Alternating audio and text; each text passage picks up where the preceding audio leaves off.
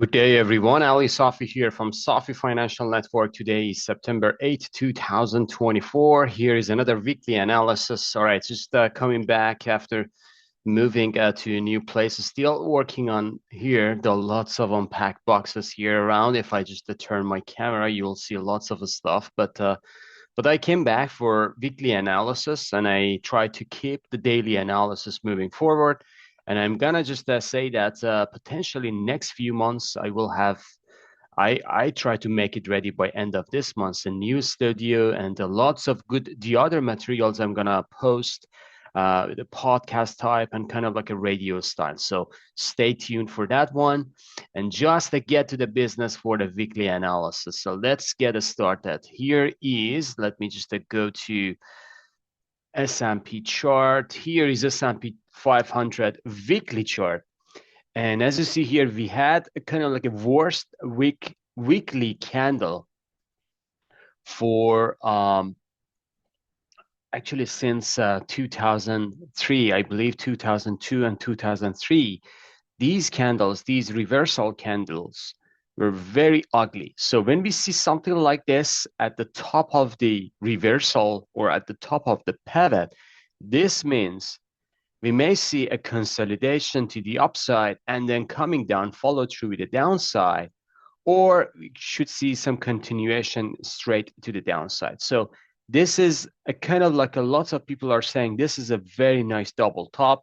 I should say this could you can make a case, but we need to get below this level to say that the double top confirmed. And if this is the case, we should be very, very bearish because S&P 500 can get to this pivot somewhere around 4,200, potentially early next month. Early next year. So right now, I don't see that just because this pivot is very, very strong, somewhere around 5,100, 5,140. That is very, very 100 level specifically.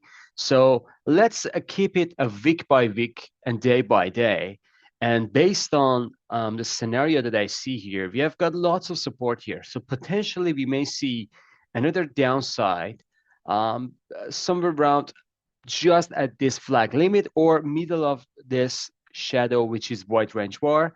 And I believe that this SMA 43, which is my bull indicator, is on a weekly chart, is coming to that place as well. So when we see something like this, and we may see a strong bounce potentially for the next 2 weeks. So my scenario is going to be potentially Monday, Tuesday. We may see a drop or kind of like a continuation to the drop to the downside. The maximum level that I'm just looking at is 5,300 or 5,200. So let's say 52 to 5,300. That's going to be kind of like the support that we want to see from the market. And S&P 500 can get a bounce for the next 2 weeks to, let's say, later September. And then later September, we may see another sell signal for the market, for a sharper signal to the downside. And that could be kind of like a very scary. Lots of people are getting into very, very bearish momentum. That can happen before election. So as I said, for the next 2 weeks, we may see a bounce starting Tuesday, Wednesday. That bounce can initiate the bottom and we can see the bounce coming for 10 days.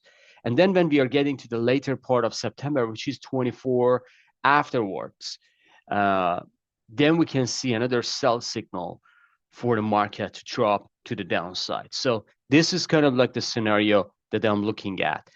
Based on indicators, you will see that here is the stochastic momentum.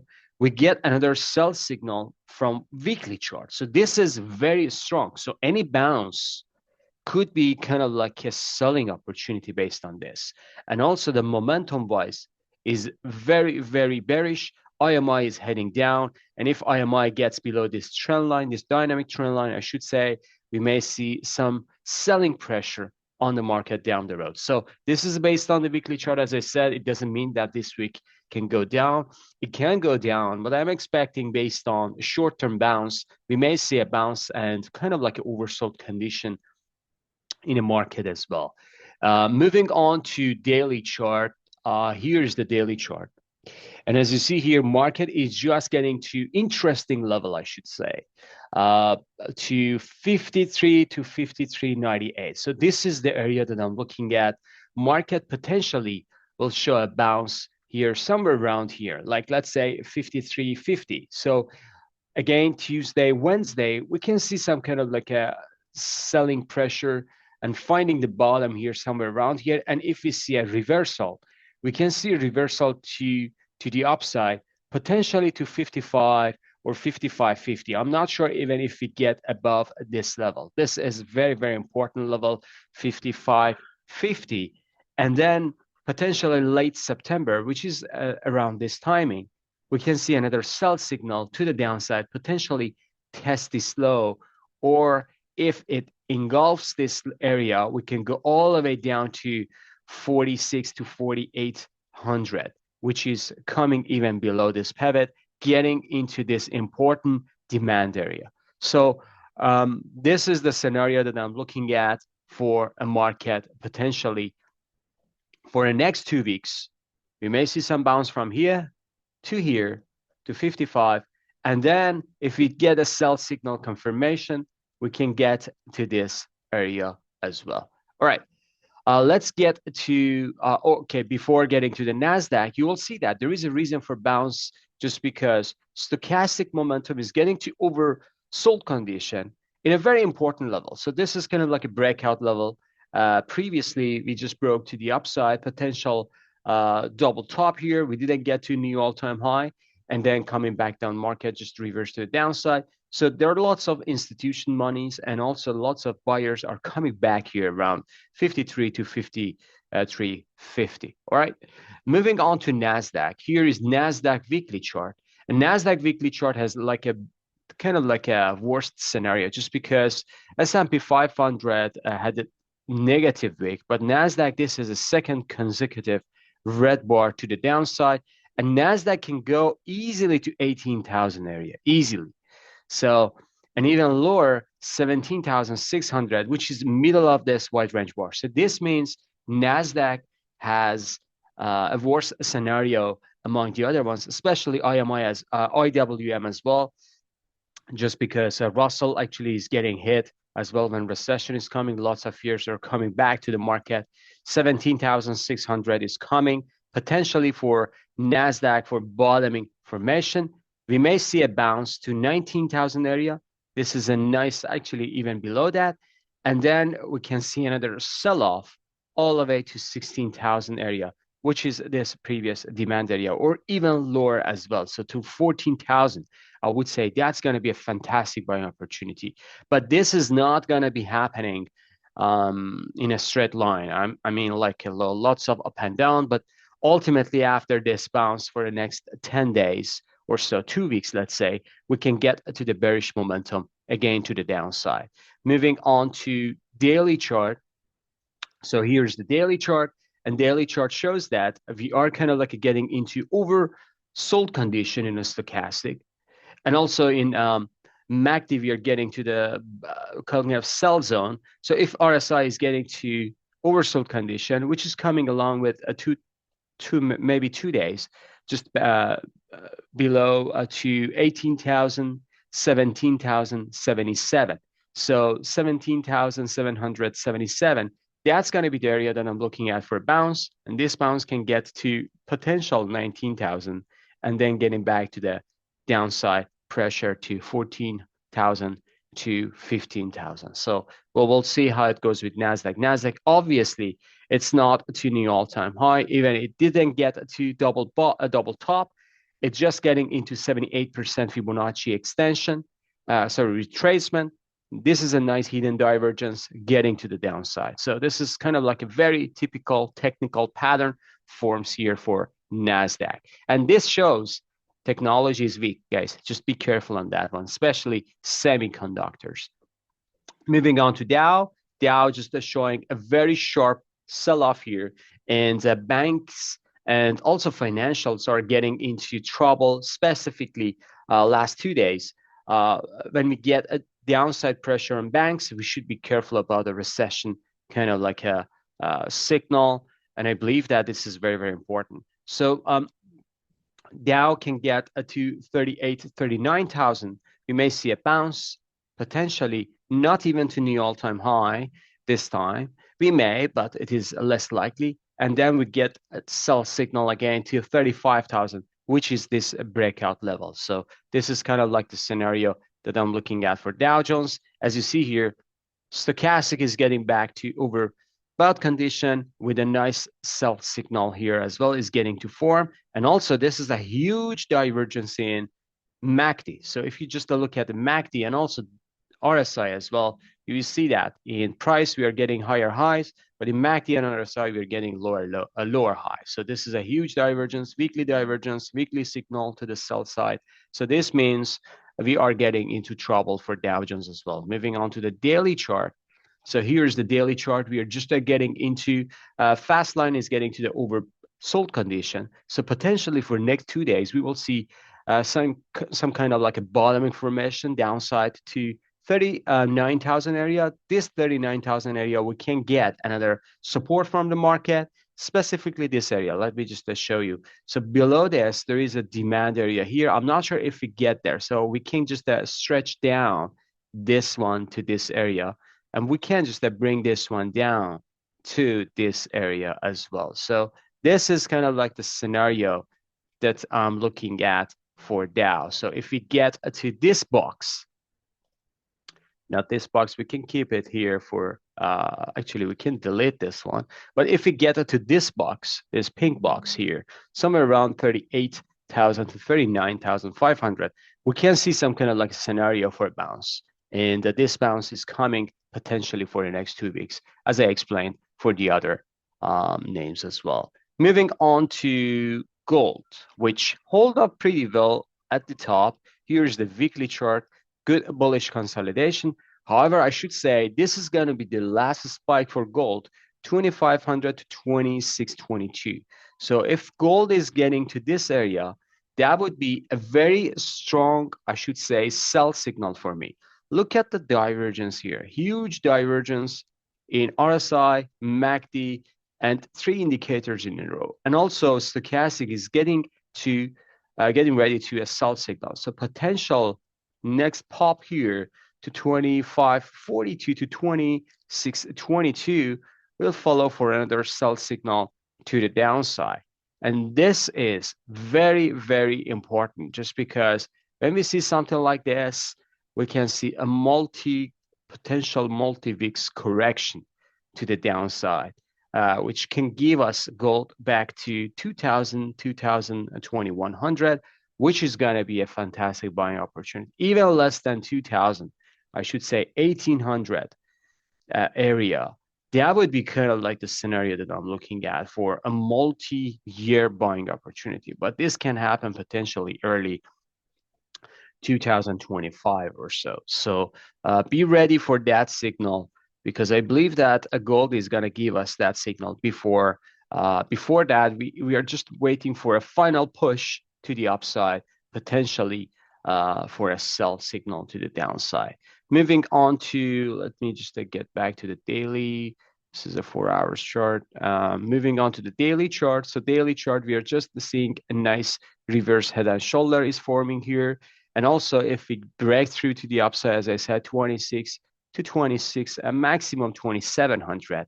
That's the level that I'm looking at. But after that, we can see a nice sell signal all the way to this demand. I'm just waiting for this, which is 21 to 2,200. This is the first one. And the second one is going to be this huge demand area, which is around here, 19,000 to 2,000. So these two levels are going to be a fantastic buying opportunity for gold if it gets there potentially later this year. Usually December, January could be kind of like a volatile for gold as well. While market is going up, stock market, usually gold is getting down as well. Moving on to silver, which is getting kind of like a choppy consolidating here.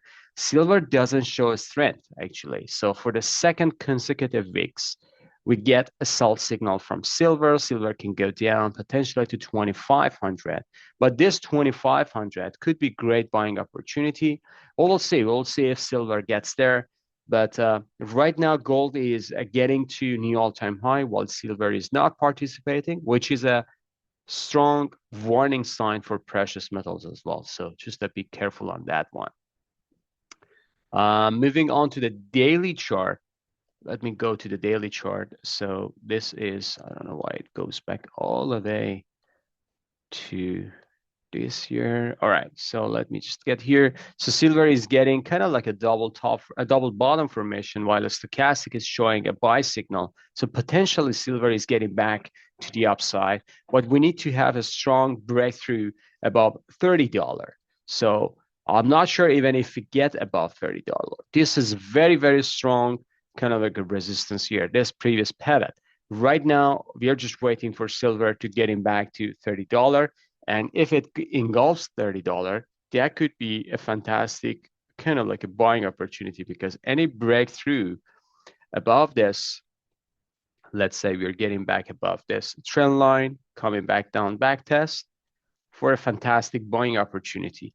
But we need to break through strongly above this pivot, and also ideally above this pivot, which is a hard time for silver, especially at this moment. So we will see. We will see how it goes.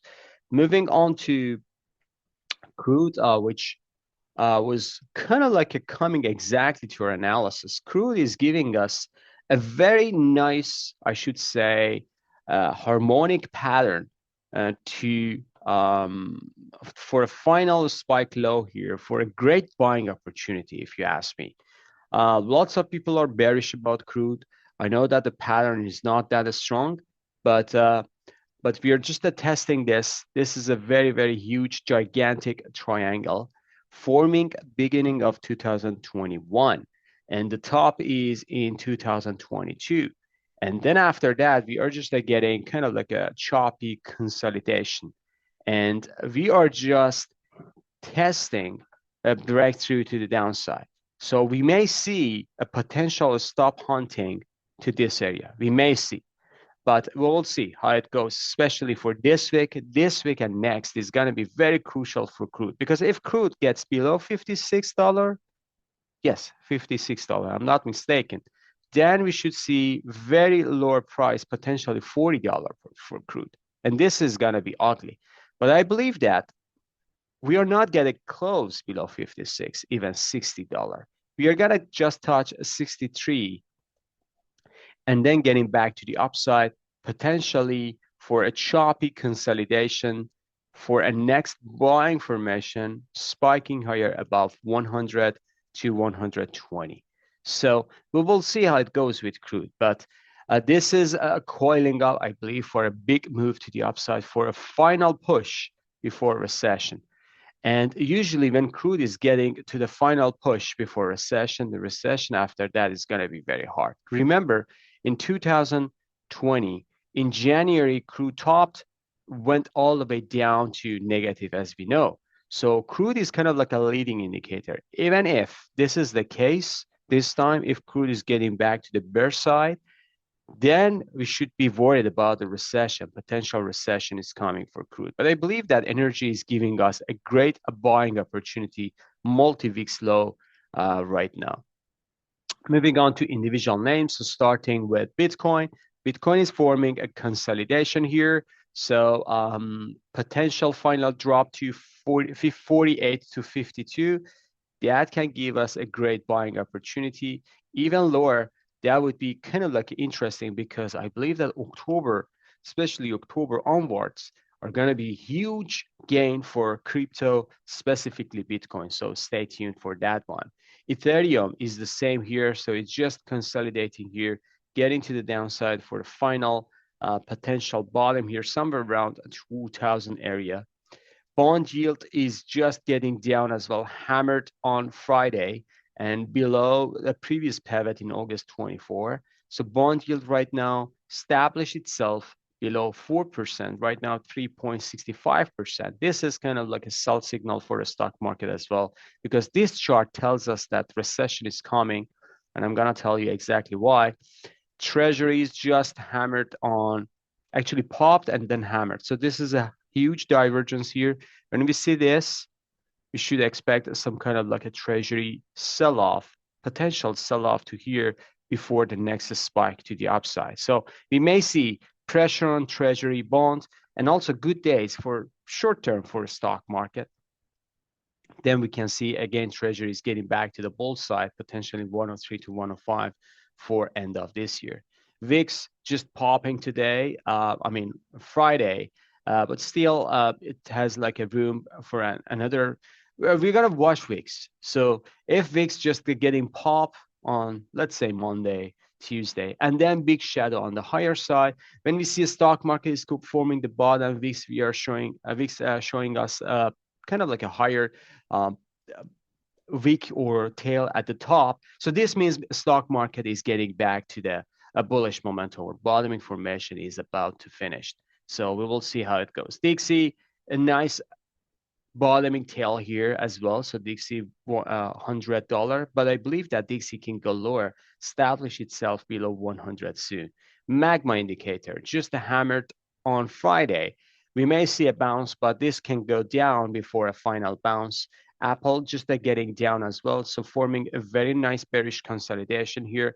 Apple break through this dynamic trend line, double test here, and just getting back to the downside. I believe Apple can go easily to 210 and potentially Apple can get to sub 200 level. Amazon just to sell off as well, just to get into 154 to 162 as well here. This is kind of like the Amazon that I believe that this chart is getting ugly as well. Meta 3% down, engulfing, very crazy engulfing on Friday. So Meta can go test this area for a potential bounce, showing lower high and then final drop to the downside. Microsoft is getting back to the bearish momentum as well after spike to this area. As I said, this chart is sick, and always I'm saying this chart is sick. This is not a healthy chart for Microsoft. Look at the top information here at this area, and this is the final top. So if we get below this level, it's gonna just form a very sharp drop potentially to this area. So which is gonna be 310 to 346. So that's the area that I'm looking at for Microsoft as well. Moving on to Google, 4% to the downside. This chart is forming H pattern. It's just getting to the downside. Google is going to gap fill somewhere around 142, 146 for a bottom information here as well. After huge earning, Google just cannot manage it to the upside. Netflix is getting back to the downside. Tesla, 8%. So this is a huge fake breakout for Tesla, just getting a sharp sell-off here, and it cannot follow through. This is kind of like a gap window and then sharp sell-off as well. If Tesla is getting back below, let me just tell you, if Tesla is getting back below 200 level, then we can see 167, 186 is coming for Tesla as well. Moving on to the semiconductors, which they are forming. Look at the pattern here. So if you just see, this is a left shoulder, double top, and head shoulder. And this is a right shoulder as well. So if semiconductors getting below 200 establish itself, this is a final breakthrough. Look at that. This pattern is a bullish pattern. And if you just look at this pattern, if we break through below this 190, then we can see 128 to 155 is coming for semiconductors. I believe this is a top information for semiconductors as well. Moving on to stocks, the same pattern here. Look at the shoulder, nice head and shoulder here. Very strong pattern. If it gets, let me just show you, if it gets below this area. So I'm gonna just show the area here.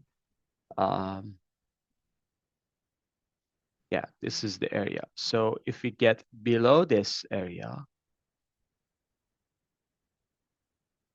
then we're gonna see a crazy sell-off for these names.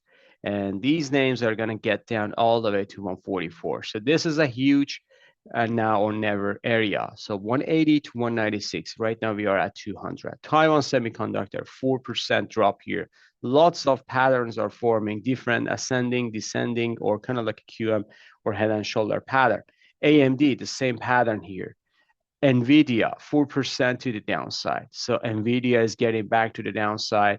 I believe that we may see a bounce sooner or late, but NVIDIA 76 to 83, that could be the area that buyers can get back potentially.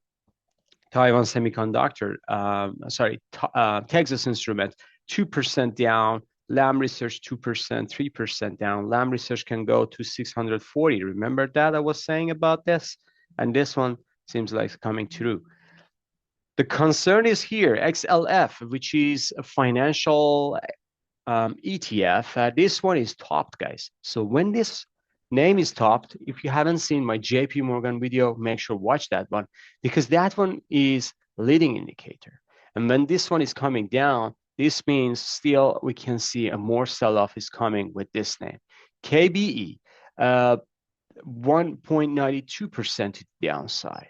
KRE, regional banks are coming down as well. JP Morgan, 2.38% to the downside. Goldman Sachs, 1.70% to the downside. Bank of America to the downside as well. Huge gap and follow through sell signal. Wells Fargo, look at that, 5% to the downside, getting into this gap area. So we may see a bounce potentially, but this is not a strong pattern. Gold miners, GDX, they are down as well. So 2%, 2.70% to the downside. GDXJ, 3.33% to the downside. AEM is down as well. Newmont is down as well. Franco-Nevada is getting to the downside as well. And Gold Barrick is putting pressure, like 2.33% to the downside. Moving on to energy. So energy is kind of like following my cycle here, just coming down nicely.